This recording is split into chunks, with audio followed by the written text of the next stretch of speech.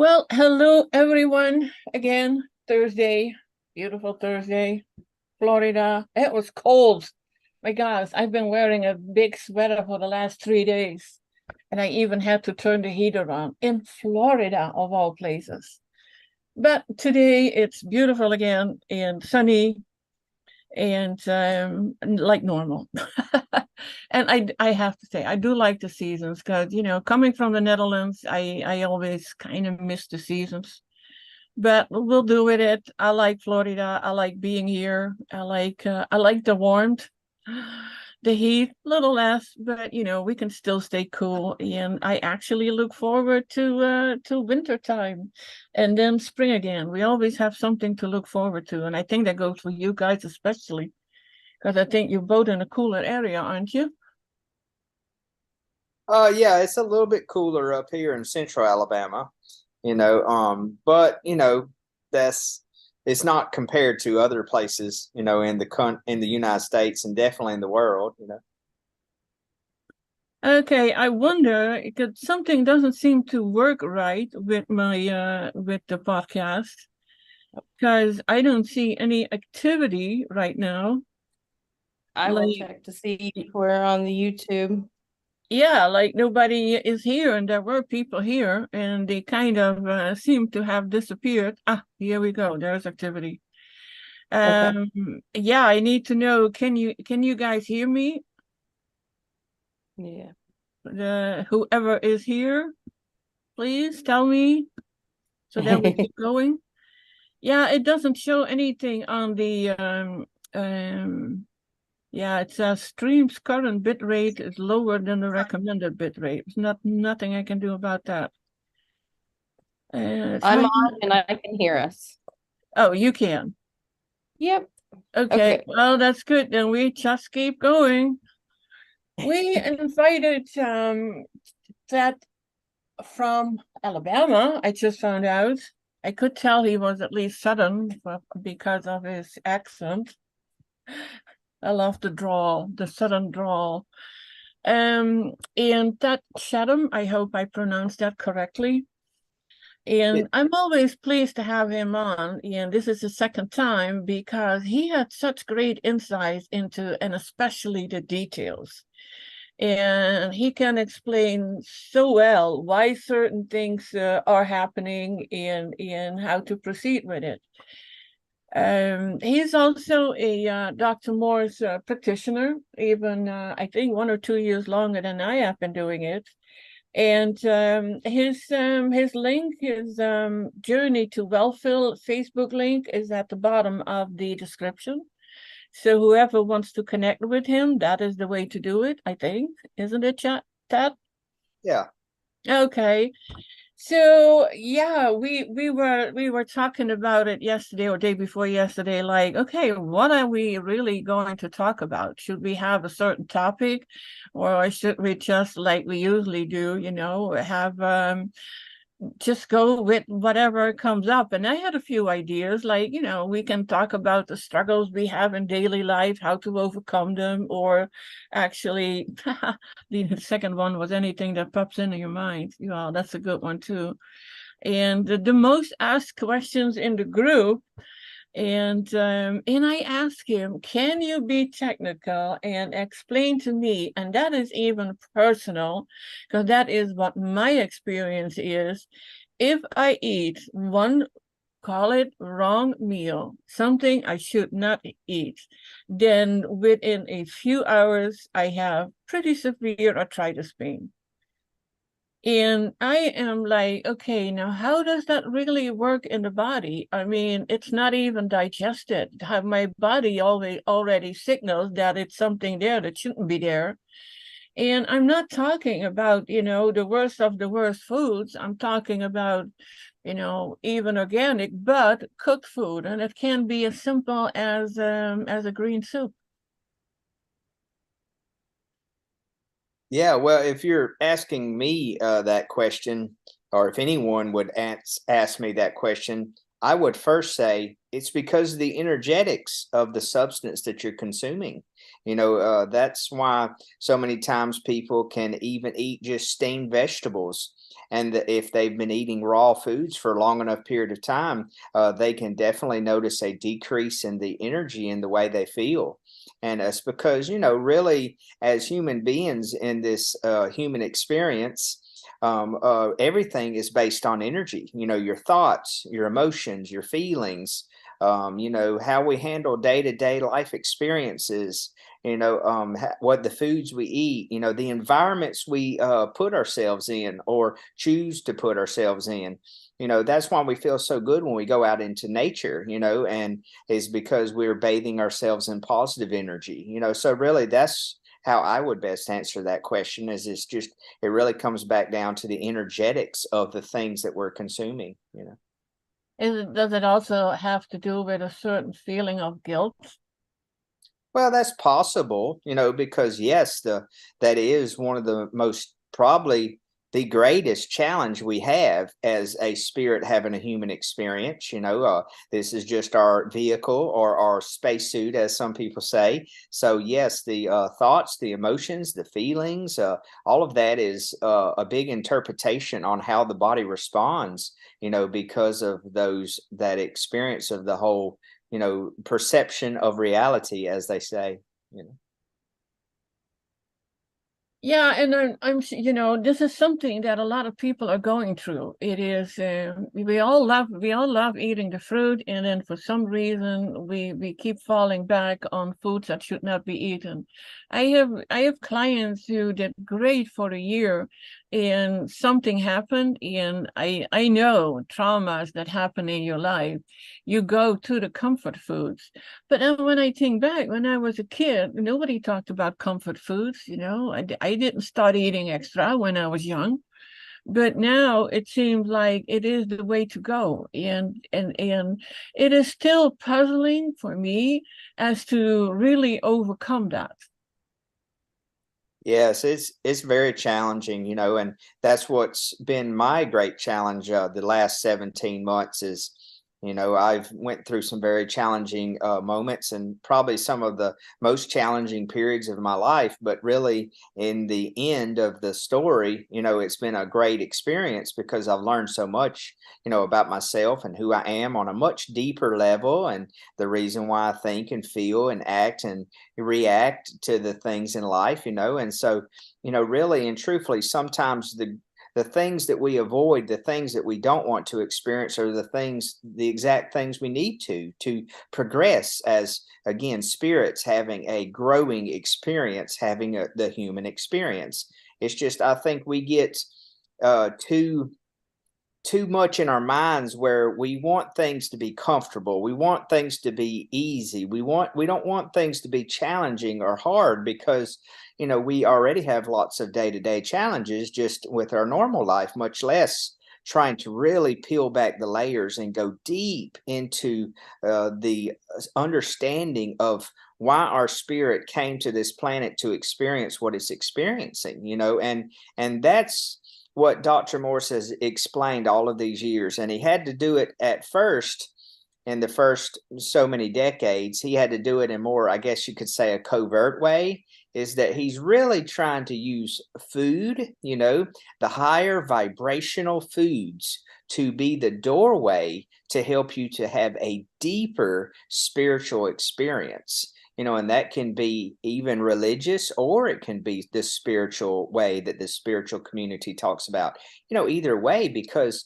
what you're doing is you're removing the obstructions to the flow of energy by cleaning up the diet more and more. But the more things you take away that have always been a comfort, that brings you more to the rawness of who you really are. Okay. So it's kind of like the young child becomes vulnerable, and it's left with none of its comforts, none of its security blankets. And so many times, the more we take away these things, like, that distract us, and we get down to just the bare basics. We don't do alcohol, we don't do coffee, we don't do sodas, we don't smoke anything, we don't do any drugs.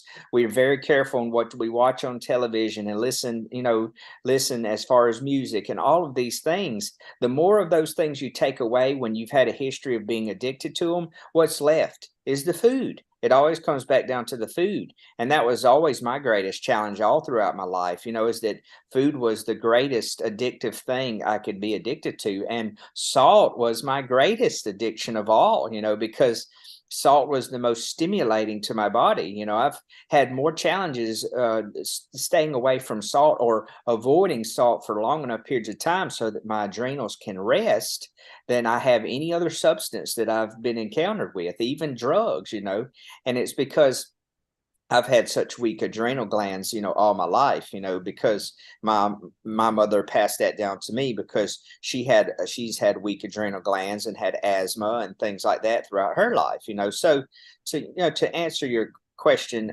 more to the point, is that it's just understanding that, if we really have a strong desire to dive deep into understanding, what we come here to experience in this life, and how much we have a strong desire to continue to grow and to progress and to advance as individuals having a human experience, or spirits having a human experience, then we have to be very brave. We have to be very willing to go through the work to find the other side of the coin, coin of life, or however you want, the analogy you want to use, but that takes being very brave and being very willing to sit in the uncomfortable moments and welcome the uncomfortable moments, because sometimes you have to have more darkness to appreciate more light in your life.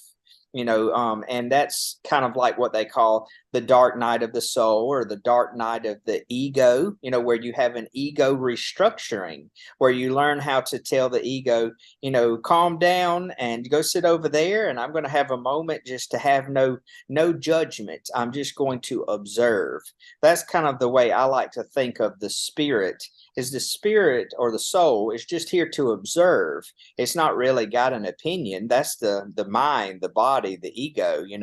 It wants to choose what it wants to do and what it wants to experience. Of course, on a soul level, we came here to experience certain things, of course, if you believe certain mindsets. But I'm saying, really and truthfully, it's the mind and the body and the ego that does a lot of this decision making. So, and that's where a lot of the addictions lie, is in that factor. So, and that's where a lot of your opinions on right and wrong, and just all these different things, that it comes down to.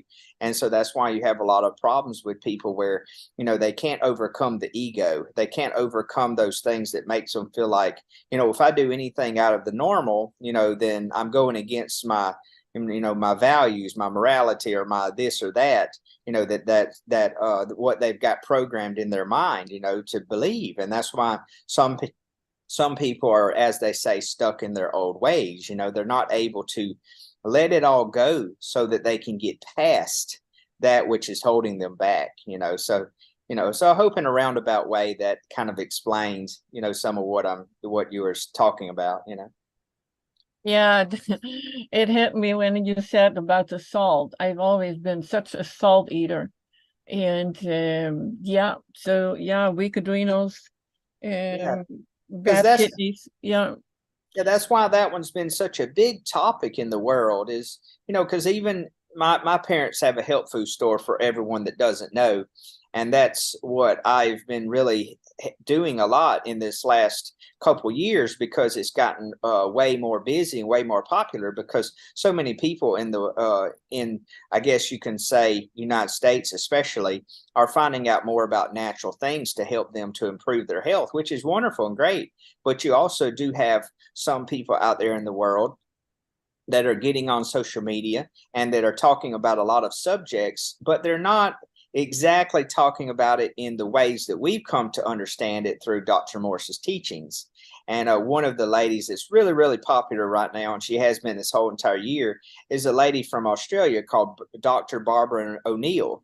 And she's been talking a lot about Celtic salt and a lot about castor oil and a lot about different products. And it's made it very trending in our store, but at the same time, I've tried to explain to people that, we're not designed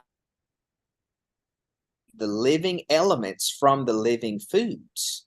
And so that's what makes it confusing to people. Because yes, Dr. Morse has said we need sodium, but we don't need the rocks as the source of that sodium. It needs to be living plants, and see, that's what makes it so confusing, is that there's always a little bit of truth mixed in with a little bit of falseness, and that's what's confusing to people so much, is because, they can't completely understand it without diving enough into the topic, and looking at it from all angles, because some people will say, like, even for my example, I have such weak adrenals that if I probably went to the doctor, which I never have, I may even have a possibility of being diagnosed with Addison's, because I have so many signs and symptoms that, I have that weak of adrenals, or I've had certain experiences and different things that have, showed that I'm that weak in my adrenals.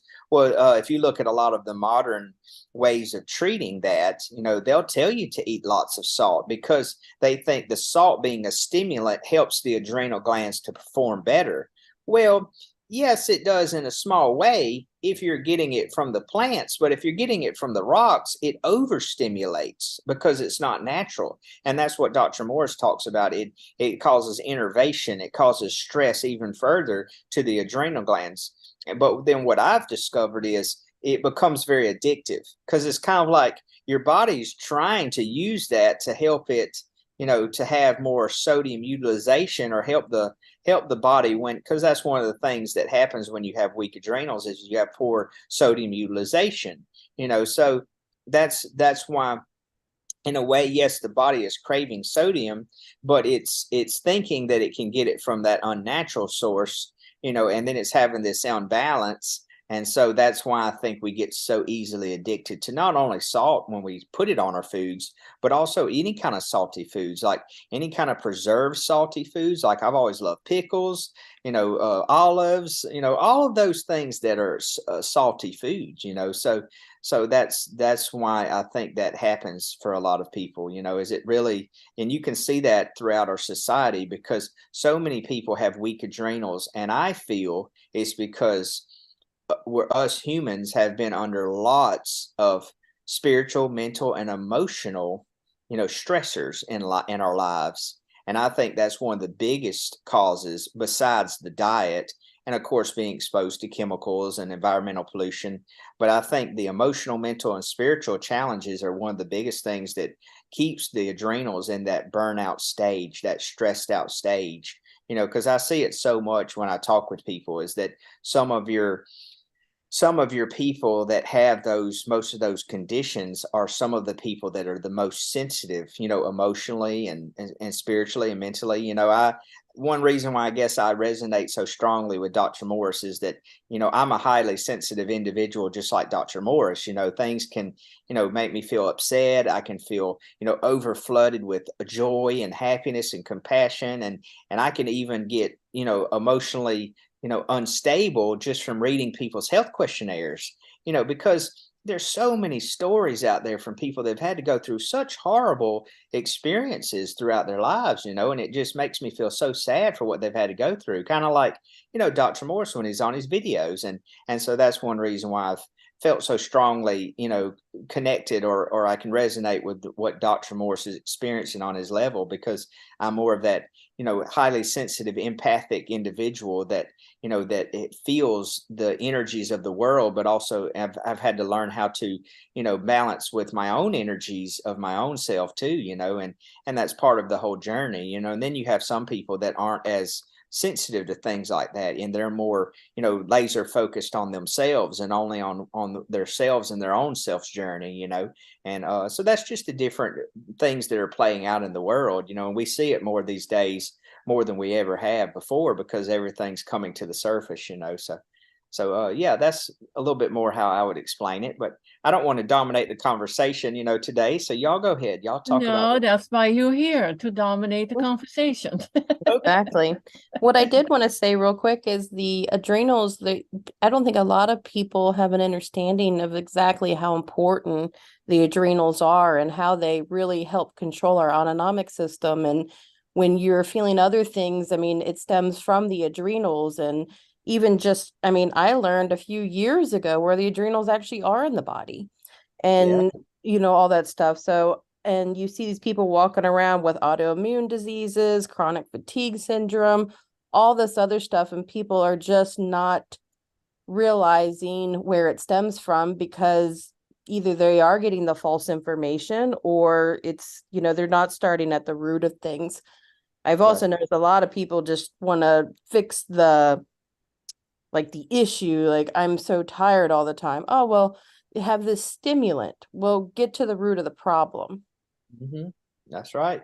Yeah, when you bring that topic up, that leads to several other things that I could think of that I could talk about, because it's really a deep conversation, and it makes it really confusing to some people when they don't have all the puzzle pieces that they can put together. We talk so much about the adrenals and the kidneys, but we have to remember the adrenals are regulated by the hypothalamus and the pituitary. We always talk about the pituitary. Even Dr. Morse talks about the pituitary more than he does the hypothalamus. But if you listen very closely and you watch enough of his videos, he'll every now and then he will explain the importance of the hypothalamus connection with the pituitary. Like, I heard him on one of his interviews he had with someone, and this was one of the first times I ever heard him say it.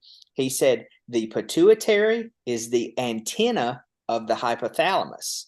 Well, that just shows that, like I've been researching and learned. And also when Marcy was a part of his, office, and she would help with his schools, I was fortunate enough in 2018 when I went to level 2, she was there, of course. And she actually one day for several hours, she taught about the hypothalamus and how important it was. And it went along with the research I'd already been researching into about how it's the kind of like the big brother to the pituitary.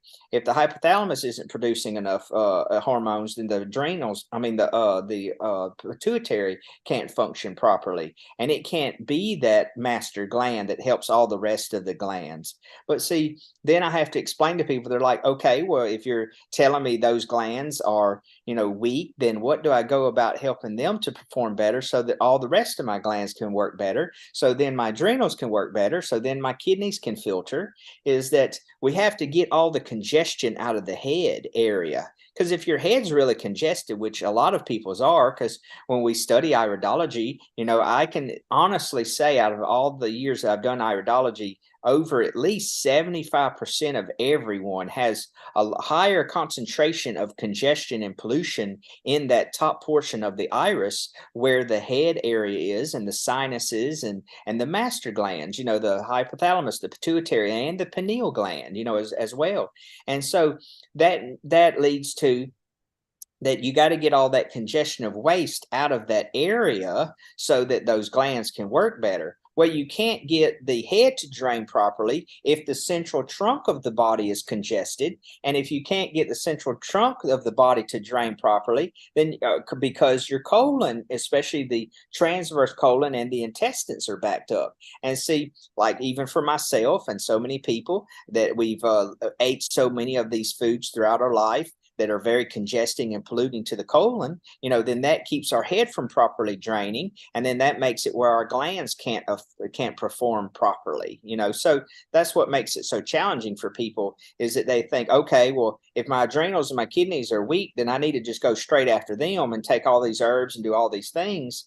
And then I explain, well, yes, you can do that. But in order to really get the most out of your herbs, in order to really absorb those, because so many people have malabsorption, then you you got to first work on the major eliminative channels. And in my book, the lymphatic system and the colon or the GI tract are like equal, because they kind of play together. The lymphatic system can't properly drain if the colon isn't draining properly, because there was an old book that Dr. Morse had out where he explained that the 3 channels of elimination for the lymphatic system is the colon, the kidneys, and the skin. But see Dr. Morse's true message that he's wanted to put out to the world is the role of the lymphatic system and the kidneys and the filtration system of the kidneys and how the lymphatic system drains. And then he talks about the third skin of the kidneys.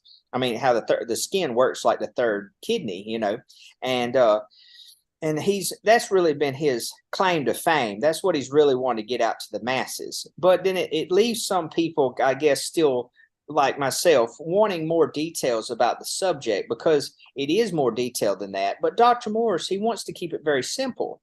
And I understand why that is because some people can't handle, their brain can't process and compute all the fine details, because they need it to be like what you would tell a child. They want it to be real simple and real, easy to understand, so that they want to know the main things to focus on. But I've always had a fascination to go into it, fully, all the way and hear the whole story, because then that helps me to understand, well, okay, well, no wonder some people have faster results on kidney filtration than other people do, and that's the reason why, because you have to look at several different things. That's why iridology and having a good health questionnaire is so important, because when you can look at the iridology and you can look at their health questionnaire from their symptoms, you can compare the two.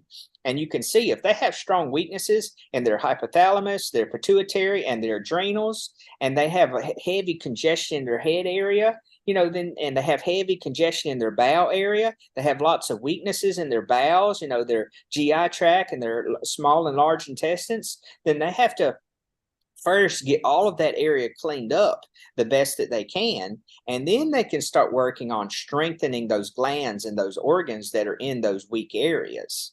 And then after they do all that, as well as work on their emotional states, mental, spiritual and all that, emotional. And as they do all of that, then they can start to see their body becoming stronger, and they'll see these areas starting to perform better, and that's why I've noticed that some people that can have quicker kidney filtration, they don't have strong weaknesses in those areas. They're more in the acute stage where they just have like some acute symptoms and some inflammation going on, and so they're much easier to be able to achieve kidney filtration and have more progress with their detox journey.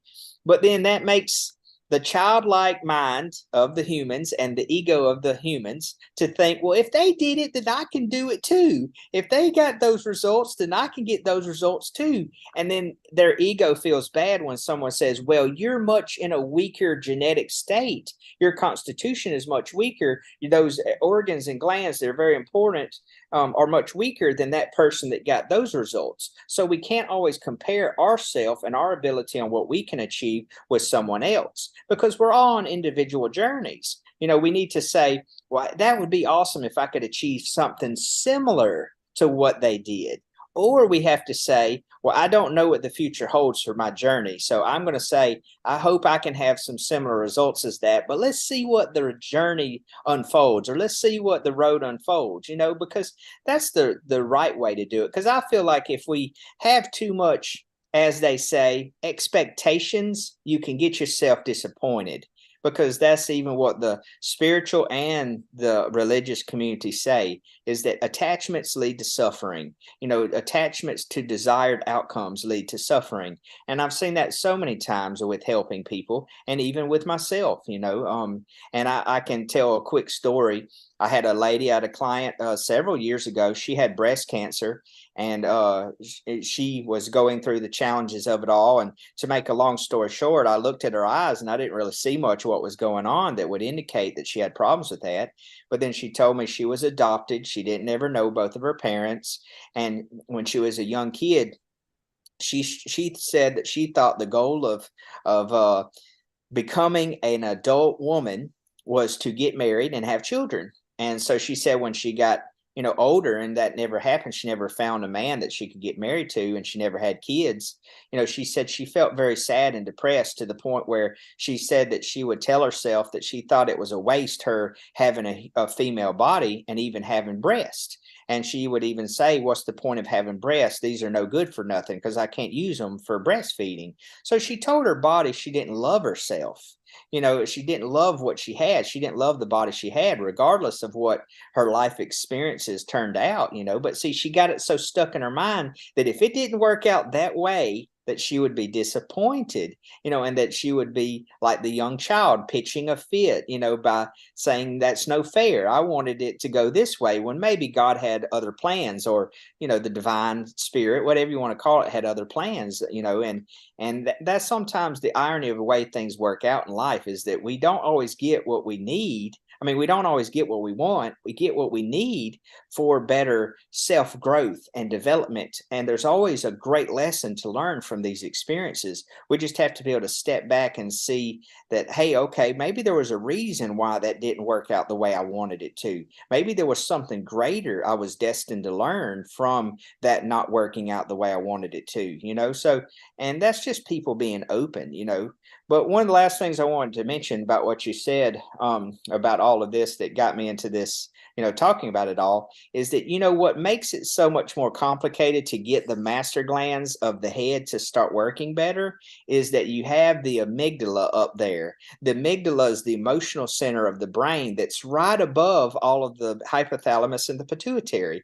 Well, if you're sending a message of fright and fear from your heart to your amygdala, which can travel faster than you're even aware, because emotions are energy in motion. So when that energy travels from your heart to your amygdala, it sends the message of fright to your amygdala. Well, that's making your master glands feel that nervous system, tension or weakness from that energetics of feeling stressed. So see, you always have that at play, as well as working on the physical, and that's why Dr. Morse taught us to be holistic practitioners, spiritual, mental, emotional, as well as physical. It's just, we've gotten so used to, in the last couple hundred years of this planet, looking at how we treat only the physical, or how we only handle the physical symptoms. We forget so much that we're a spirit having a human experience, and that's why Dr. Morse has talked about that so much over the years. Remember who the director of the movie is, not just the actor playing the part, and there's so many of those analogies that he's used to explain that we have to remember these things, because we have a tendency to forget that sometimes, because we identify so strongly with this, human experience that we have, so that's kind of the way that I like to talk about it with people, because I very, very much, and I always will, value Dr. Morse's teachings to the highest degree. But I also have loved to take other teachings from, like, Dr. Jensen and other people that work with Dr. Morse's teachings. They don't take anything away, and it doesn't add anything in a negative way or anything. Kind of works with it, and it kind of brings it more to a complete understanding. And I feel like that's in a way what some of Dr. Jensen's teachings have done with iridology and his understanding of the bowel function.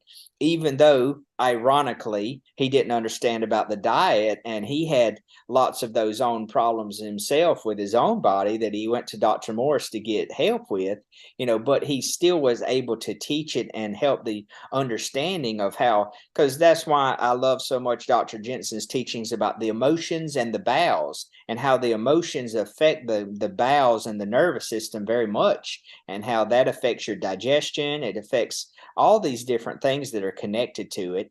And then one of the teachings that I love so much about from Dr. Jensen about iridology that you don't hear a lot of iridologists talk about is the neural arch connection.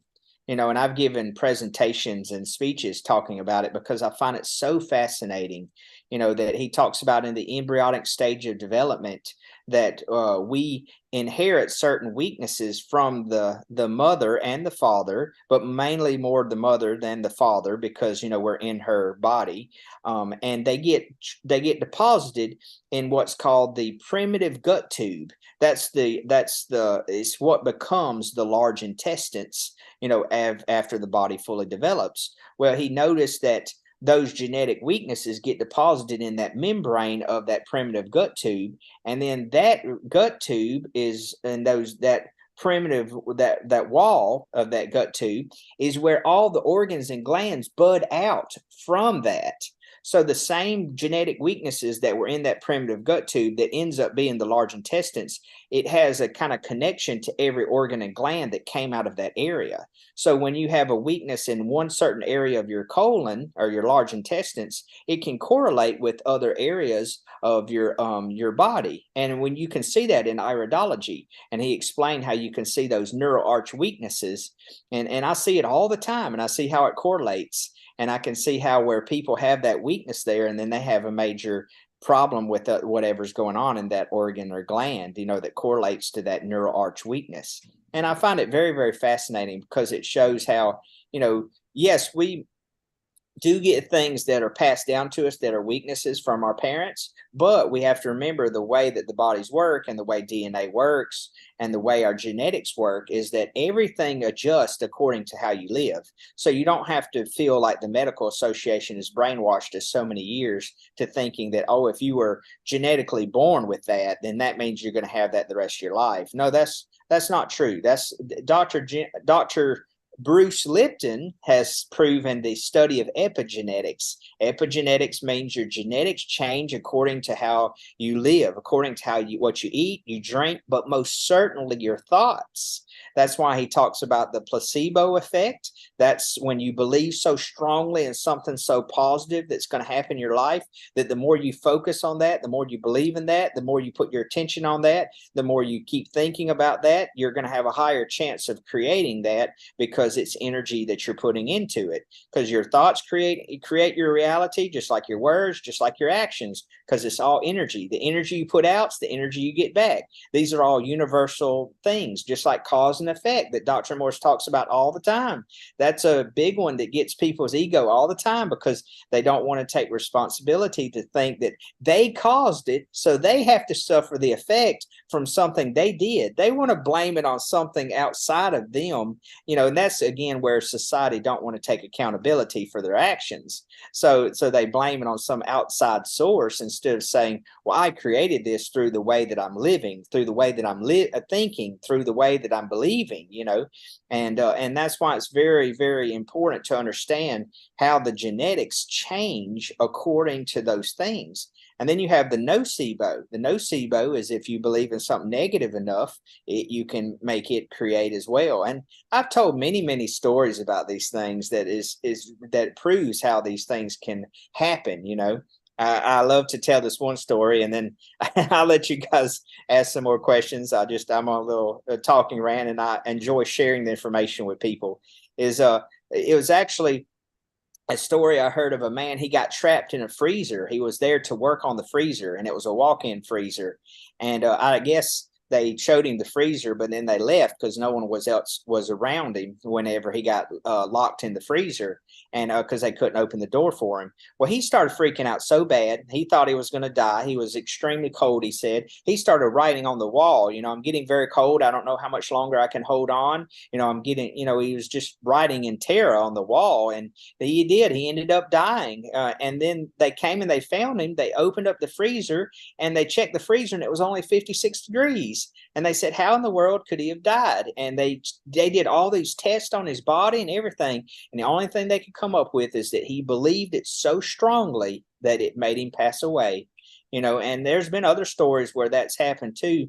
And there's been other cases where they've done experiments. There was I even heard this on Joe Rogan. He was talking about a double blind placebo study on antidepressant medications. And they brought a group of people in, and they split them in half. They gave one half the real prescription with the medicine in it. They gave the other half the real bottle with the label, but it was a sugar pill or a placebo.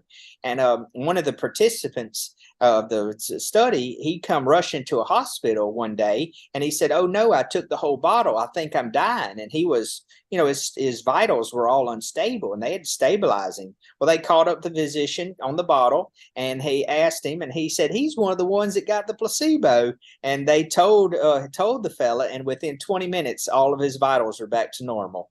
and it was just, he believed it so strong in his mind that I believe that his spirit started feeling like, oh no, this is the end. And, and it's kind of like, how can the spirit choose to still stick around or be able to stick around, if you really believe it strong enough that your body's going to die, so that's why I explain to people that we have to look at all of these different aspects, because sometimes we don't realize what we're creating with the powers that we have, because we don't all understand these things, and it just takes time and study and learning and reading and just having a strong desire to be open-minded to different concepts and points of view, that we have to look at, because it can be quite overwhelming sometimes. But if you have a strong joy and a passion from learning about these things, because not only do you want it to enhance your own experience of life, but you have the enjoyment of sharing it with others, because that's the true, in my opinion, the greatest joy we can have on this earth is to be able to pass the information along, because I feel like, we're here to help others and then others help us. It's kind of like, again, that universal, you get back what you give out, and how do you expect, others to help you if you don't help others enough, too, and so, those are kind of some of the ways I look at it. But yeah, y'all go ahead. Y'all can talk about some other things. I'm done with my rant. Well, what came to my mind is that many years ago, I was like, I am my own worst enemy just because of my thoughts. Getting up in the morning and putting your legs on the side of the bed, and it's like, oh my God, my knees hurt even worse than the day before. And it was almost like a constant thing, and it was getting worse and worse, and I was getting worse and worse. And even though back then I was on a raw food diet, actually, but I still ate nuts and seeds, which was not healing for me back then. So when I met Dr. Morse, it was like that light bulb came on. And the first 7 months, I was flying through things, my dark thoughts disappeared. But now with what you say is like, I thought it was because I really started on more fruit and no seeds and nuts and avocado anymore, so no fats and proteins.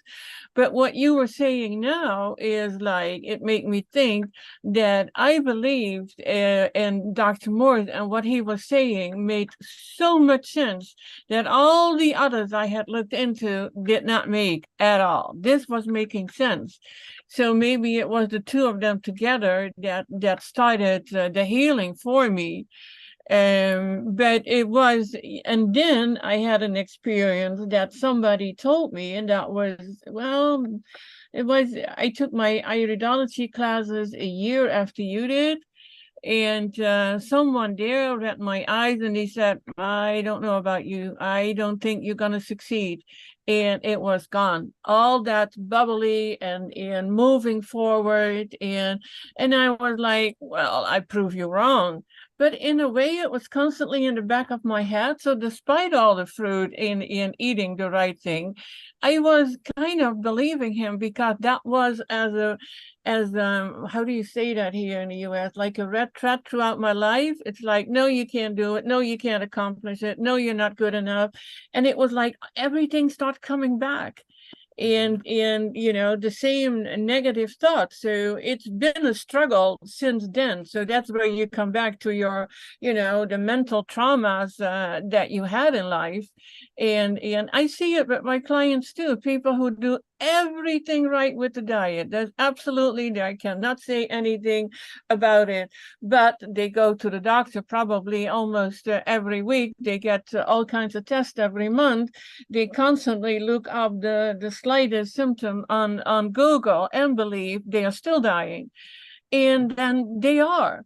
So it is not easy to find a balance in this, that in I wonder, what would you say would be the first thing to address, actually? And it's not just for us, it is for everybody.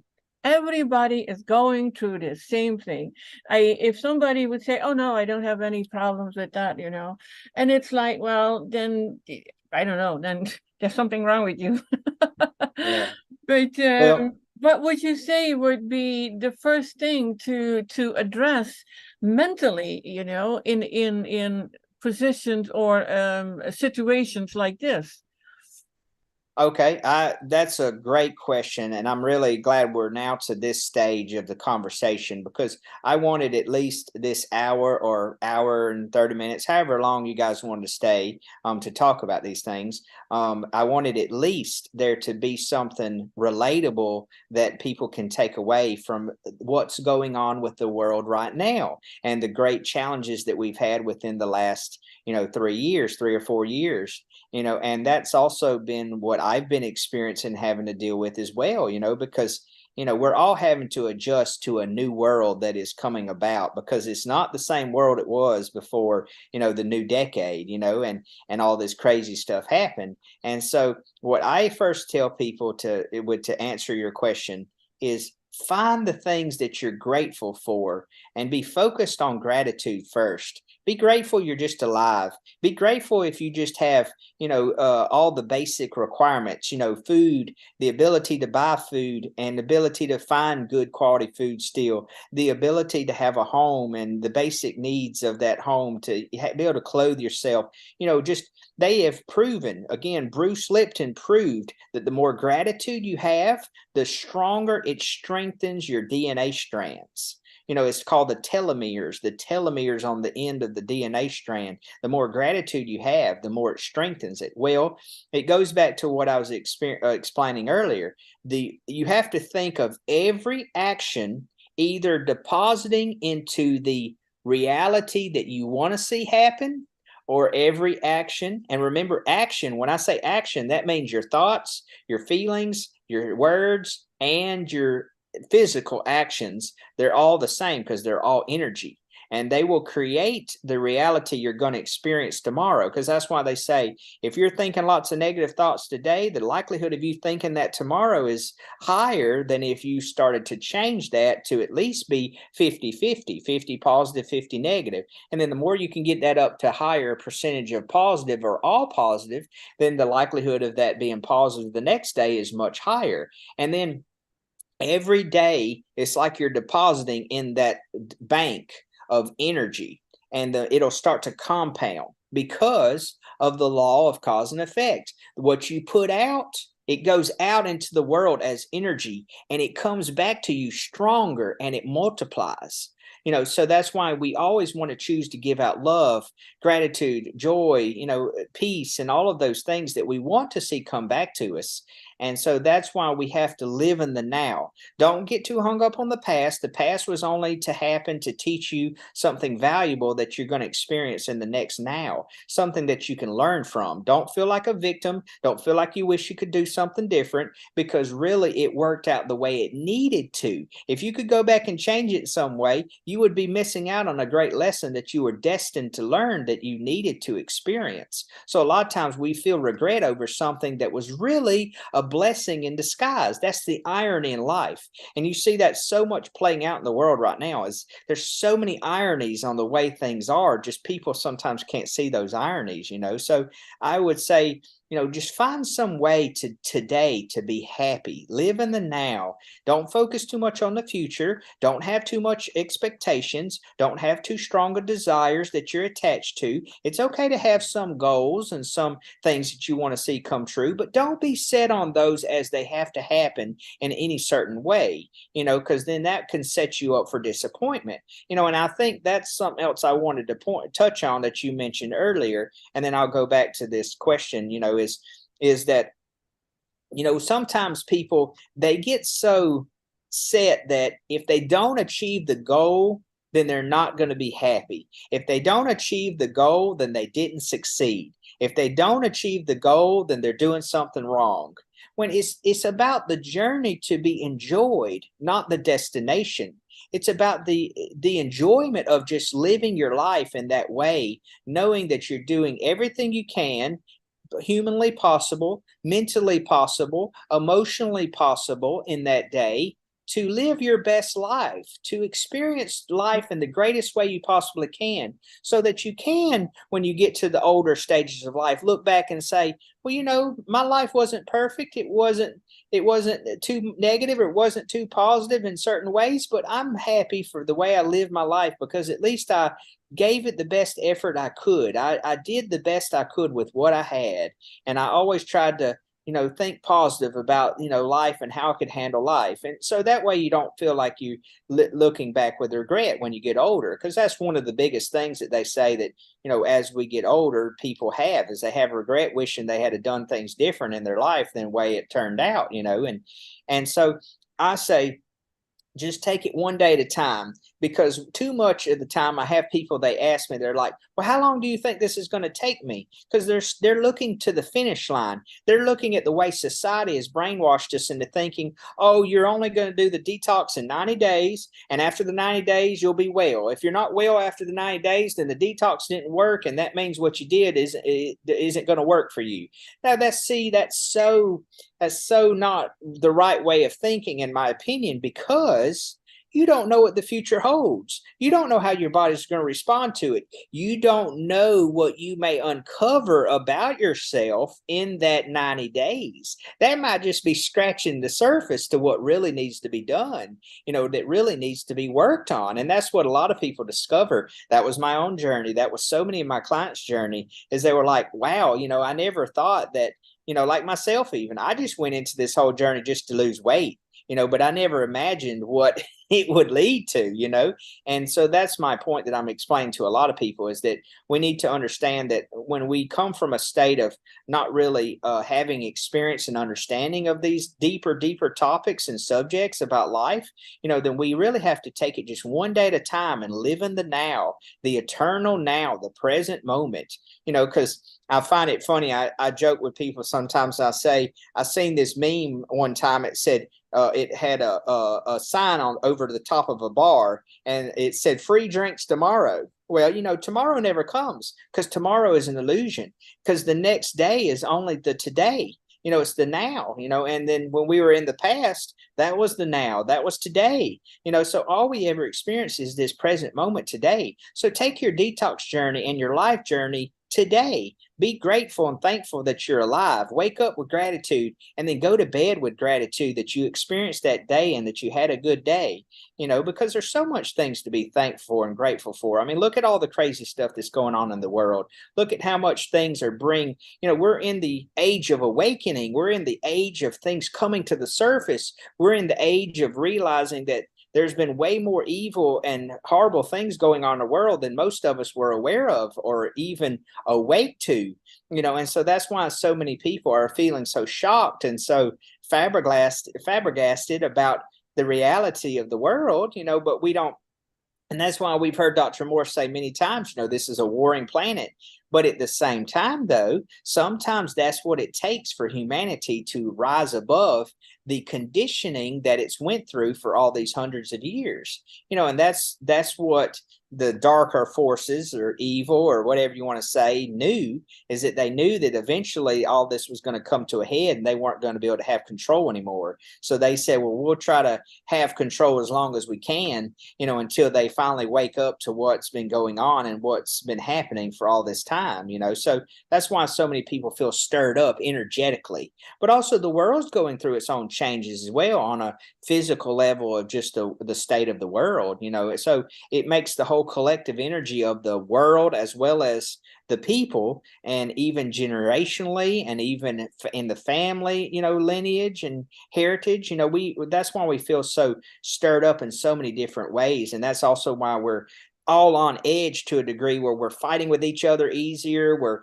getting in arguments and fights, and we're disagreeing, and we're, having the ego so puffed up and so defensive over topics and subjects, and that's why we're seeing all of this stuff going on, because really we are in a spiritual war right now, not as much physical, but definitely a spiritual war in the whole world, with these different polarities of the duality of the world we live in, which is, going to happen from time to time when you live in a duality, existence. You're going to have these different sides of the coin, so that's what we just have to have, just more awareness, more understanding, and then just keep asking yourself every day, what do I want to experience with the rest of the time I have left to live? Because remember, a lot of people will say, and I've said it for years too, health is your greatest wealth, but it's not as great as how you spend your time.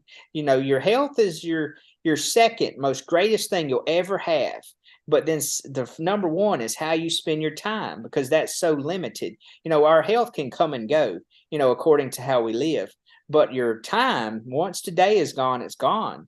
So just wake up every day and appreciate what you have and be grateful for this experience, and just keep asking yourself, what did I come here to experience? What do I want to experience before I'm gone? And then that way you will feel like you are investing in the reality you want to experience. Because remember, I heard Dr. Joe Dispenza say one time, and ever since he said this, I was very, inspired to share it with people, is he said, your perception of reality is your personality. So your personal view of reality is your personality. So how you view reality changes your personality. So keep viewing the world and viewing reality in a positive way. Keep viewing these experiences as a positive way, even if you are having to go through some dark moments, even if you are being challenged more than you ever have in your life. Even if you are in a state of depression and crying and sadness, don't feel like you're being punished. Feel like, what is this trying to teach me? What is this trying to help me with?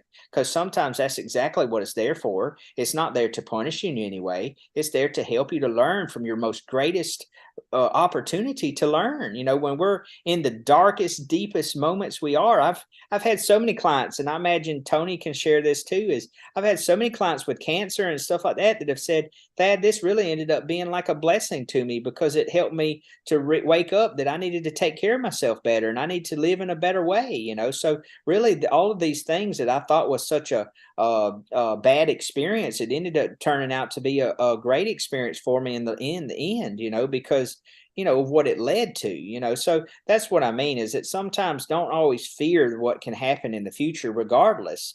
And that's why don't really get too hung up on any kind of the outcome that it could be. Because what's the worst that can happen? You're going to die, but that's going to happen anyways. So just choose to live and enjoy your life every moment you have, and try to just do everything you can to extend your life as long as you can, and enjoy the time that you have. But don't get so stuck on expectations, because everything is in flex. Everything is in flow. I remember Bruce Lee said it the best one time. He said, be like water, my friends. Be flexible and adjustable to your environment. And that's very true. Water can be strong, but water is also very flexible and able to adapt to its environment.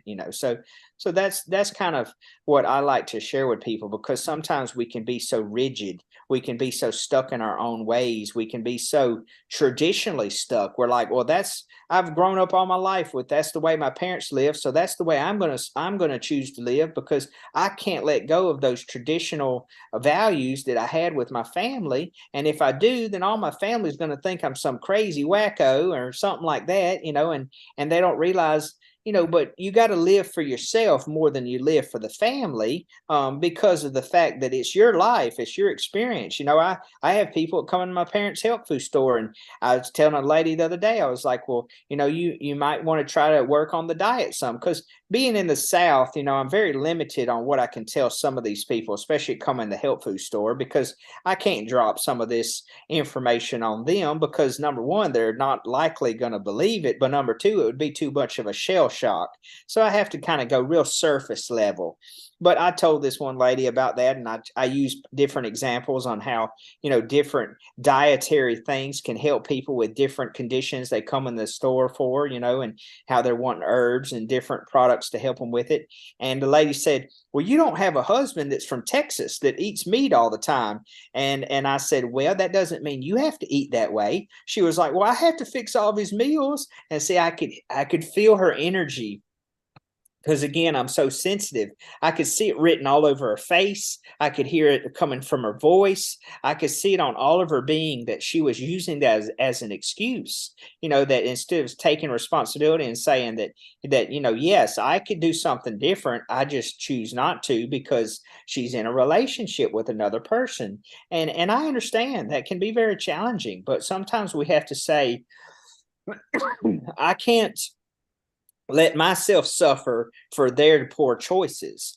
I have to say that I have to stand up and do what's best for me because, we're all on individual journeys. Even if we are in these tight-knit relationships, even if we are a part of a family, we're all on individual journeys, even our own children. And so at the end of the day, we all have to respect each other that are on soul's journeys, because for us to say that soul should experience something different or something similar to us is trying to take away the freedom that soul gets to choose what it wants to experience, because we don't want someone telling us that, so we shouldn't ever tell someone else that just because we think and our ego and our opinion thinks that we're right, because everyone's here for a different reason. And so we have to respect that choice, because we all have the freedom of choice, or we should all respect that freedom of choice, no matter how much we think it's wrong or right. That doesn't really matter. At the end of the day, it's about just respecting others, for their freedom to choose. But yeah, I'll let y'all go ahead again. Well, I wanted to jump in on that real quick. And sometimes, like, because my husband's from Texas too, big meat eater his whole entire life, and steak, all about steak. That's all he dreams about and wants. And over the years, he watched me start changing. I wasn't changing him because many years ago, I tried changing him and it went horribly wrong. There's nothing about trying to change somebody's diet. They say that people would rather leave their spouse than change how they are.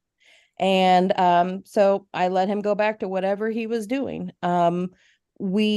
He's watched me over the years, and other people have heard on our show. I don't know if you've ever heard me talk about it, but he now, what was it, almost a month ago, he has told me I need to start putting more fruit in my diet because I feel better that way. And many years ago, he was some kind of ultra marathoner. This guy said, don't try to change what people are eating. Just give them the good food first and still allow them to make their decision what they want to eat, because then the body will start telling them they want this good stuff first.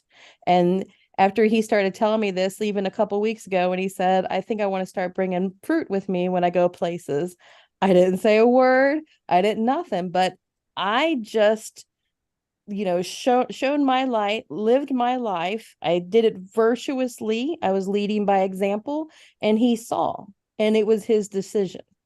And sometimes I feel like, yes, everybody does have their own journey, but sometimes we're placed in a position to turn our light on and show people a way without forcing them to do it, because sometimes they are in the dark and they can't see.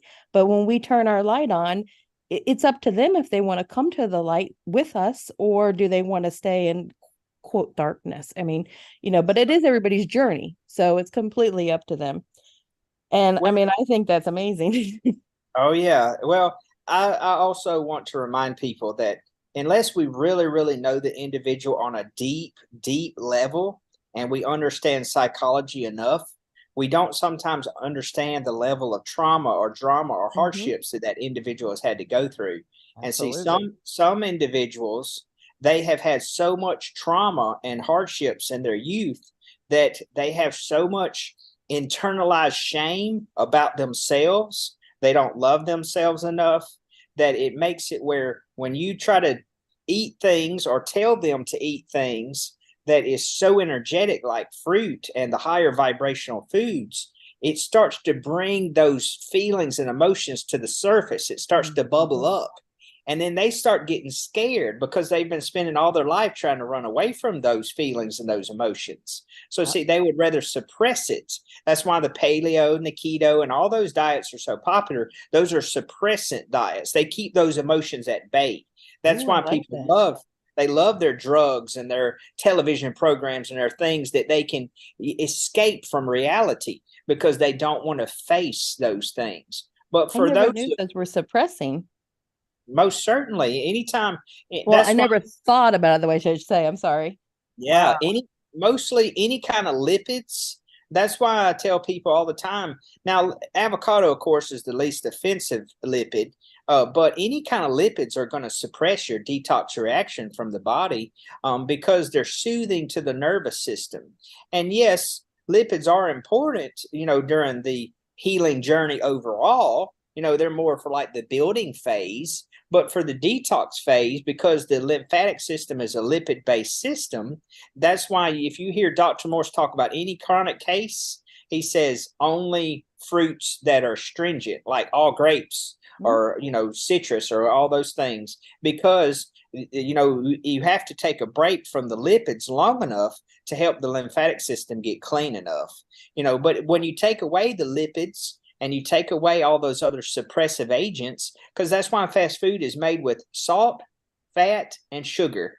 Those three highly addictive things. And that's why people get so addicted to those substances. But then when you throw in the dairy products, the meat and all the grease and all that, that makes it even more addictive. And then all the chemicals they put in and all that other stuff. But yeah, when you look at it from that point, you see why people, they gravitate. And if you see a lot of the people that went through the most trauma and hardships, they can get easier to be addicted to drugs and alcohol, because again, that's their greatest escape, even more than just the food.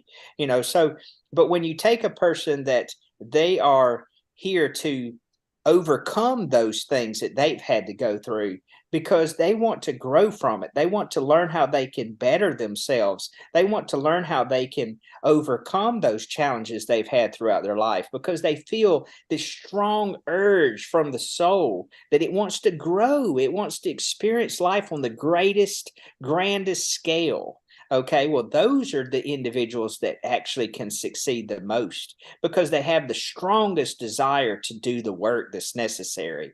Because, see, that's the thing that makes it so hard for people that aren't willing to invest even 50%, much less 100%, is because it's too challenging for them on a spiritual, mental, and emotional level, much less even talking about the physical level.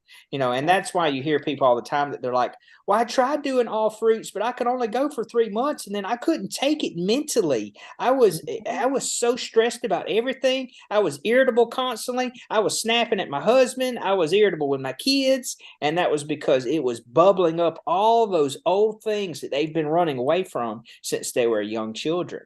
And the reason why I know that so well is because of reading people's health questionnaires. If some people had seen some of the stuff I'd seen in people's health questionnaires, because let me share this part with you. And I want, Toni to know this as well as you too, in case y'all don't know, is that years ago, I had a client that shared with me their health questionnaire they filled out for Hilda Larson. And Hilda Larson had on the very bottom of her health questionnaire that she based the majority of her health questionnaire from the questions from Dr. Morse's health questionnaire. But she had added on some questions that to this day are some of the most valuable questions that I've ever had on my health questionnaire. And she called it the life questions, like, how were you born? Were you born with C-section? Were you born with forceps? Did your mom have postpartum depression? How was your relationship with your parents growing up? How was your relationship with siblings? How was your first romantic relationship? All these very deep and personal questions. And those are the questions that when I read that that chapter of my health questionnaire, and then I compare it to their eyes and all the other symptoms they're having, I'm like, wow, now I can see why they're having the life experiences that they're having. And that was the greatest thing that I got from Hilda, from something that she had shared with everyone. And then, of course, there's been a few other things that I found that's important that I've added to my health questionnaire too. But that one section, I've had more people that have told me that it was very hard for them to write and share all those things, because it brought up so many old memories that they had even forgotten about until they started filling it out, because their brain, that's how the brain works. When you look at psychology, is it wants to suppress that hardship so that it can try to make you forget about it. But if you haven't processed that energy fully and let go of that energy, it's still there in the body. And that's why you'll see it. You'll even see it when people do, especially some of the more spiritually psychedelic substances, like your ayahuasca, your medicinal mushrooms. You'll definitely see it come to the surface even more, because they've already proven with medicinal mushrooms that they are neuroplastic. What that means is they help the brain to be more they're not so rigid. They've even done studies comparing it to depression drugs, and they showed the mind of an individual that had serious depression, and he had peaks and valleys in his brain map. It shows the map of the brain, and then they showed the map of the brain of a person on psilocybin, which is medicinal mushrooms, and it was real flat. And they showed that how that created neuroplasticity. Now, of course, people don't have to take mushrooms and trip. They can just do microdosing, very, very tiny, tiny amounts of the mushroom, and it helps them to recover from PTSD, trauma, hardships, going through the war, even depression. And I've heard a lot of people talk about how well it helps them get off of drugs and alcohol and even cannabis, or smoking, cannabis. And it's amazing how that's just another tool that can help us to help the brain to recover from some of those old states of emotions and living and thinking about life. So there's so many of these great tools out there in the world.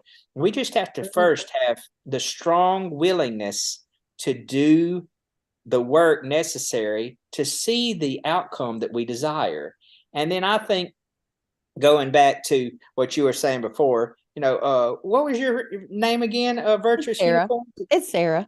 Sarah, okay. Yeah. Well, Sarah, going back to what you were saying with your husband, is just find little ways. If you truly understand him on a deep, deep personal, emotional level, find ways that you can word it where you're speaking to the young child within his spirit and his soul of who he is. And if you can speak to that in such a loving, encouraging, and very respectful way, and you can make it where the questions and things you're saying that speak curiosity, it sparks curiosity and makes him say, oh, well, now you've got my attention. How can I do that more? How can I learn how to improve that? What do I need to do? And if you can just say, well, just start real slow and just do this and this. And then when you have things that come up, just, work through that and see how that comes about, and, just keep taking it slowly. But you first have to get somebody's curiosity. You can't give them all the information at once or it'll overwhelm them. And then they'll feel overwhelmed and they'll feel discouraged because they'll feel like, oh, well, that's going to be too hard. I can't do that, but you first give them a little bit of something to help them to have curiosity over that might be the thing that helps them to feel better about life, and they can enjoy life more and they can get out of life more, and so that's how we do with people like that aren't at first real open-minded to these different things, and you just first take a couple of things that they would really like to improve and just tell them to start doing some experiments and see where that leads them. And that's ultimately what you said your husband did. He just started experimenting some with these foods and these different things, and he started noticing how it made him feel better. And then he went from there, so that's sometimes how we have to take it with these people, because, they can't really see the forest for the trees, because that's just the way the brain's conditioned, and you have to just take it slow with just a little bit at a time, Yeah, I thought that was so amazing when he actually said that to me. And I mean, my smile was like tip of ear to tip of ear. That's great. That made me happy. But the one thing you said about the lipids, which, and I knew that because I know lipids will have like kind of like an ibuprofen effect on us where it does make that feel good. But having these conversations and talking with each other brings it in a whole nother light of understanding. Whereas I guess I could say I understood what the lipids did, but then after hearing you word it that way, it's now an understanding. I know it within now, and it all just kind of clicked. And I really hope that this helped a lot of people hear that as well too, that the meats do make you, it does suppress all that stuff. And Toni and I've talked about this a few times too, where a lot of people that do come to you, Dr. Morse and Toni, they don't have the time on their hands. But if you do have time on your hands and you can step into this and you do have the traumas, take it easy and let the fruits bring it to the surface, like slowly, instead of having to do a massive detox all at one time. Yeah, I think that's really, really neat. And what you said about Bruce Lee too, with the water, look how much change water makes over time. It That's right. forms mountains and valleys and everything. And it is flexible and fluid. And when you said that, that's automatically what I saw, what it does over time. It is one of the greatest forces of nature, but yet it literally goes with the flow. That's right.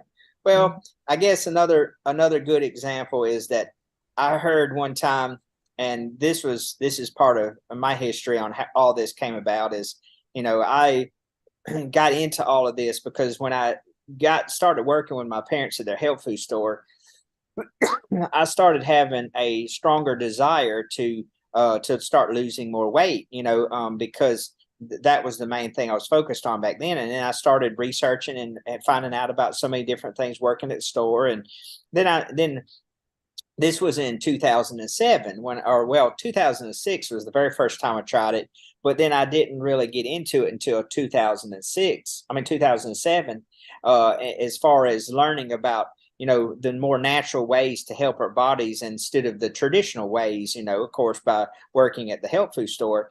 And then towards, I think it was 2008 or 2009, I started watching, because I typed in one day when I was trying to do the plant-based diets and things, I typed in some juicing recipes or some smoothie recipes or something, and I found Dan McDonald, the Life Regenerator, and I started watching him because I really resonated with what he said, and he was the one that told us all about Dr. Morse, and when I was watching them and watching him, I'm trying to think I lost my train of thought, what we were saying. Let's see. Let me get it back. What were we talking about just right before that? Let's see. Before we were talking about the water and how the Oh yeah, the water. water. I got it now. Mhm. I got it back with the water. Is the flow and the flexibility of things. And yeah, he was the one that told us all about Dr. Morris and about how to be flexible in life with things too. And still I'm trying to get it back. Oh man, I hate it when this happens. But let's see if I can remember it as I keep going. But yes, it's just pretty much an ever-changing, evolving process of just going with life in a way that you just keep seeing how things unfold, as you keep working on things, and I think that's pretty much in a way how I was trying to explain it. I just forgot the example of reason why I was bringing that up with Dan McDonald and everything. But yeah, these stories that we all share are very interesting, and how they all show a story and all show an example of how we can look at life in different perspectives in different ways, and we can understand these subjects in different ways, and I think it's just good food for thought, because a lot of times we don't talk enough about these deeper subjects in life, because people are afraid to go there, because it makes them feel uncomfortable. It makes them feel too vulnerable. It makes them feel too, so many people in life, they're embarrassed or afraid to be who they really are. And so they hide behind a mask. They hide behind some, fake personality that they create, because they don't want to show people who they really are, because they're embarrassed of who they really are, So sometimes it just takes being very brave and very conscious that, we're not designed to be perfect. We're designed to be perfectly imperfect, because if we were all perfect, what will we have to work on in life? What will we have to learn? And that's not what we come here to experience. We come here to have these moments and have these, and that's why I think that's one of the great ironies in life, is the things we refuse are the things we should use. That's what Bob Marley spoke about in one of his songs, The Head Cornerstone. The stone they refused is the stone they should have used. And that's so many times the things that happen in life. I had a lady, she called up the health food store years ago, and she was complaining about having massive migraines and anxiety and stress and headaches and all kind of stuff. And I said, well, do you drink very much water? She said, I haven't drank the first glass of water in 5 years. And she said, all I drink is sodas and coffee and all these other things. And I said, well, you need to go downtown where we have an artesian well and drink some of that water if you don't like the way water tastes. Because I've had so many people tell me they don't like water because the way it tastes. And she said, well, what's ironic is I live right across the road from it. I'm like, well, that's sometimes what happens. The things that are right there calling our name, that's right there across from us, we refuse to use them for some reason, but then when you take it even further in these communities, water outside of what's our fruits and vegetables is the universal solvent. That's what helps to dissolve and dilute acid waste in the body. The body has to work really hard to convert that into a structured form of water like H3O2 or H3O to be able to be absorbed by the cells efficiently. But that's why our water that we get from fresh fruits and vegetables is the true hydration that the body needs, because it's already structured because of the way it was created inside of the plant when the plant drew it up through the roots and the whole system. And because of all the electrical activity of the plant, it becomes structured, and that is the best water of all to consume that will create hydration in the body. And that's why, and it's not just hydration that we want, that goes through our system fast, like from something we're drinking. But that's why juicing is important. But we also need to eat the fruit solid sometimes too, because then the water absorbs slower as we break down those fibers and the food in whole form. And then that can be absorbed slower through the intestines, where the water is really needed a lot of times, because we have a lot of dehydration in the intestines because, we don't eat enough water-rich foods, and that's what we're going for. We're going for cellular hydration, because you can't start to overcome the weaknesses in your body if you don't first help bring some cellular hydration to the area. So then the water and that all that can start getting diluted, and it can all get mixed up a little bit, so it all get loosened up some, and then those acids can start coming out, and then the systems can start working better, and so that's why it's really challenging and frustrating for some people, is because they're not eating enough living water. They're not eating enough of that fresh fruits and vegetables.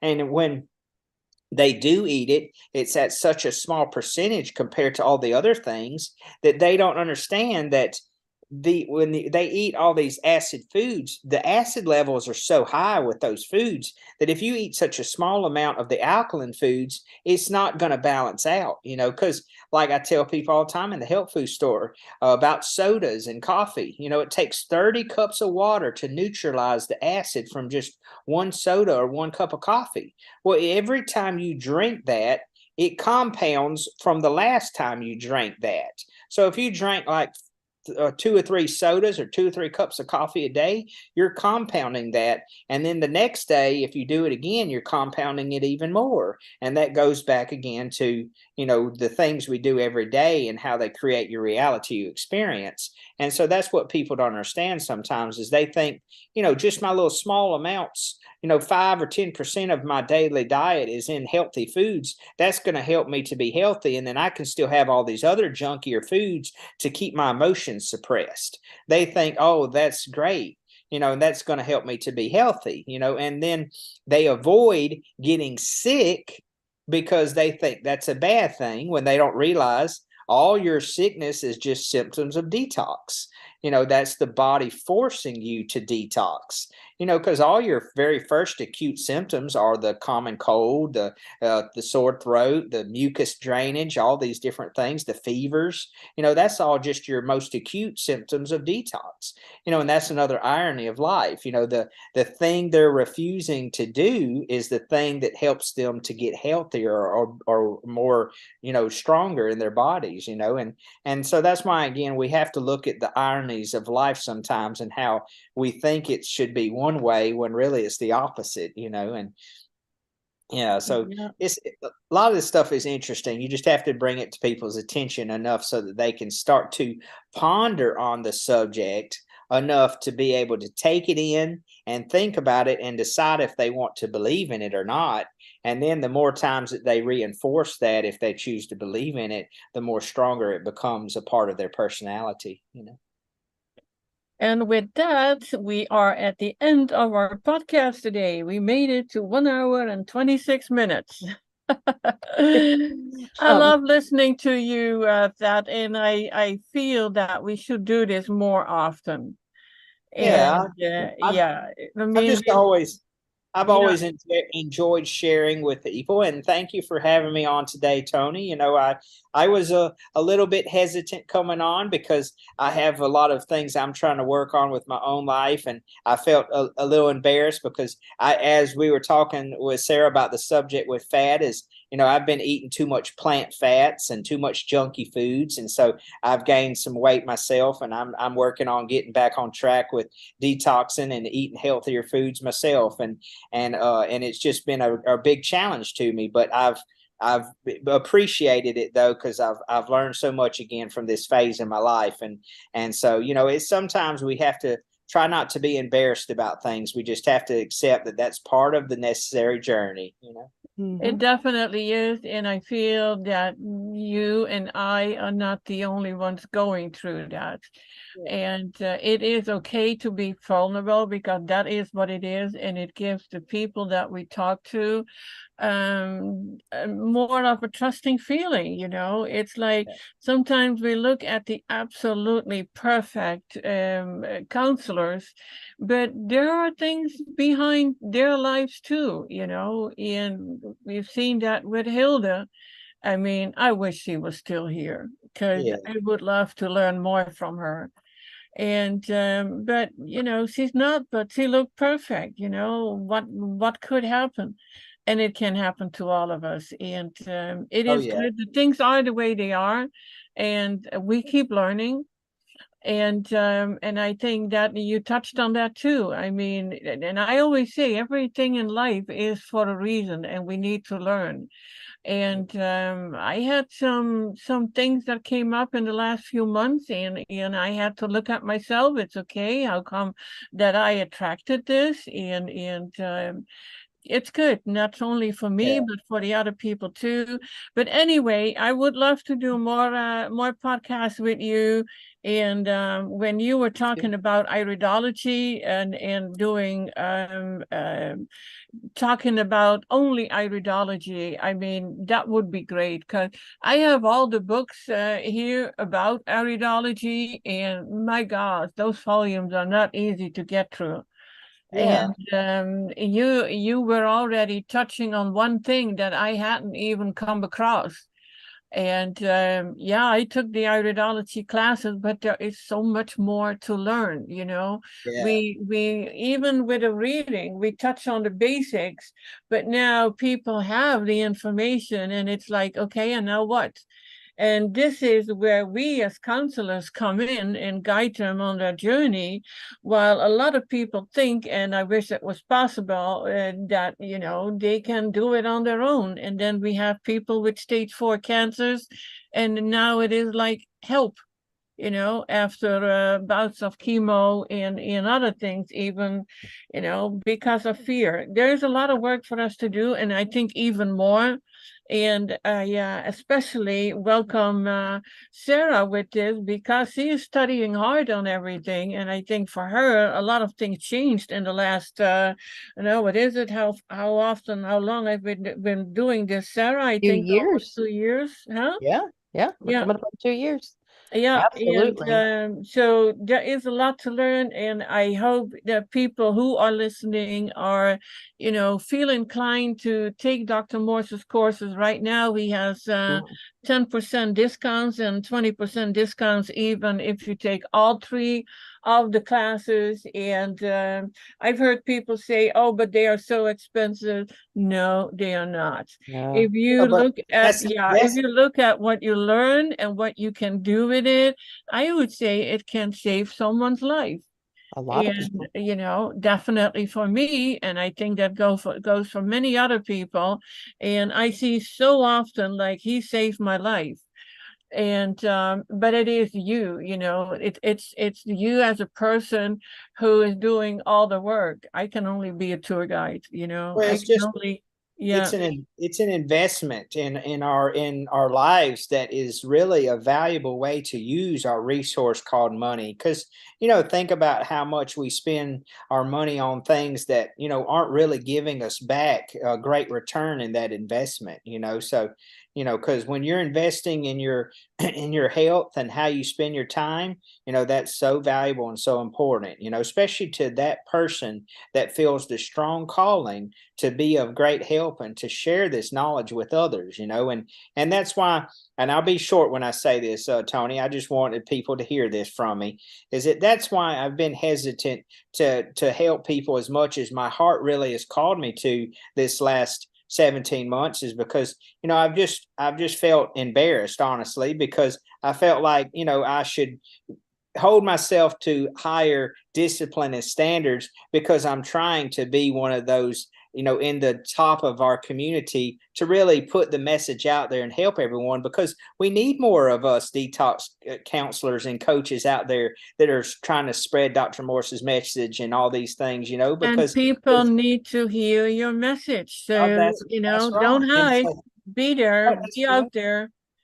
And Because that's what I'm trying to get myself motivated again to do that. It's just there's so many people out there that judge you wrong, just because they don't know any better, and that's also what Dr. Morse has had to go through throughout the years as well. So it's just about me restoring my self confidence and believing in myself, and understanding that the message that I have to share with others nothing takes away from that just because of my own experiences and challenges I'm going through, because it's just the information that I'm sharing, that you can apply that to your life and get different results. That has nothing to do with how I'm spending my time with my life. Because same thing with Dr. Morris. And we can't judge him for the things he's had to go throughout his life. We have to look at the message of what he's taught us all. And so that's what I try to remind myself at the end of the day. It's just working through those emotional energies. Sometimes is easier said than done. Well, I'll say this and then we can cut it off, because I wanted to say it before when you were talking a while back, but if you're in a comfortable position and everything is great, you will never seek God within because you're comfortable. And we have to be put into these uncomfortable positions, whether it be by, external or coming from within us, in order for us to make change in life. So everything, absolutely everything, happens for us, not to us.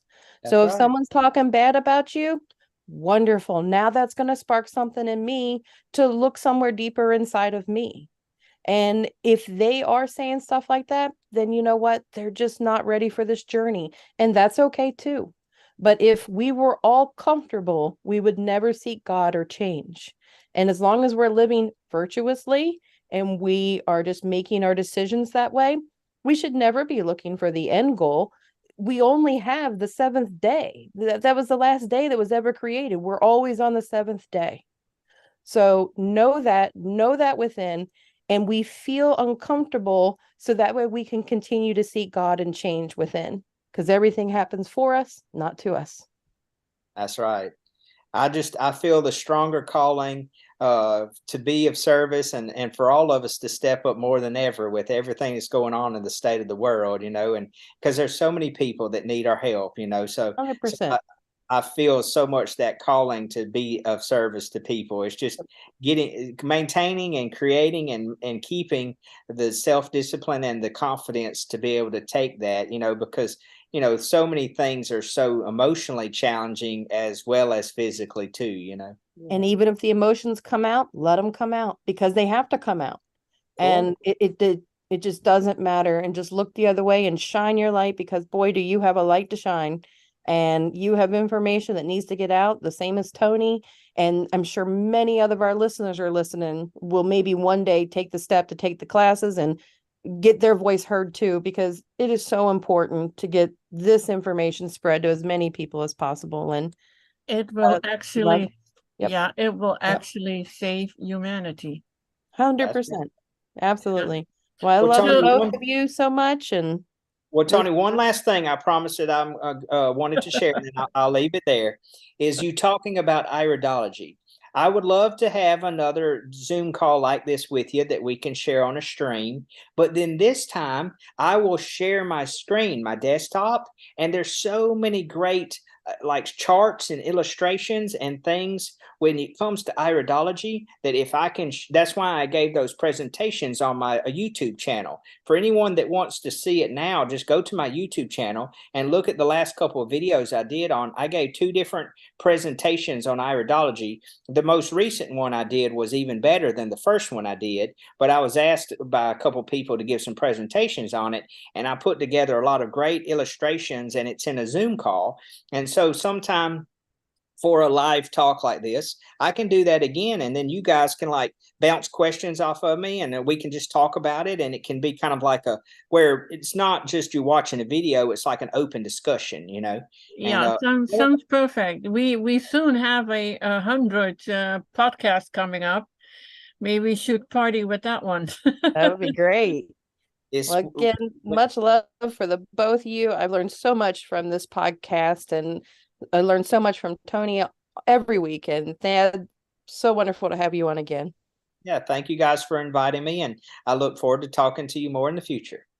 Thank you so much, Thad and Sara. As always, much love to everyone listening and being here, and the ones that will listen later. And I would say till the next time.